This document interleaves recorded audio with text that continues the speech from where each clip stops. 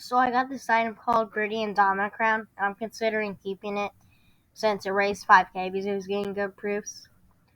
But the one downside to it is that there's a lot of people sharking it and trade hangout, like giving 5k OP instead of or less, like when it gets maybe 8k, 10k. And some people actually fall for it because of how many people are trying to do that.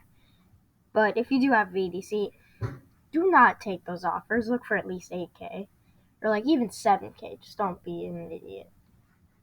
And I was just asking, do you think I should hold it? Because it might raise to 90k because I've seen trade ads for it, like where it's getting 92k or so.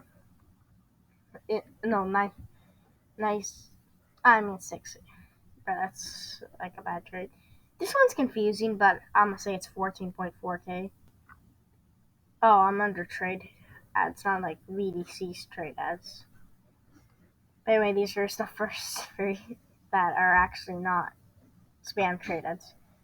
But that's the main point of the video. Do you think I should keep it? Comment below.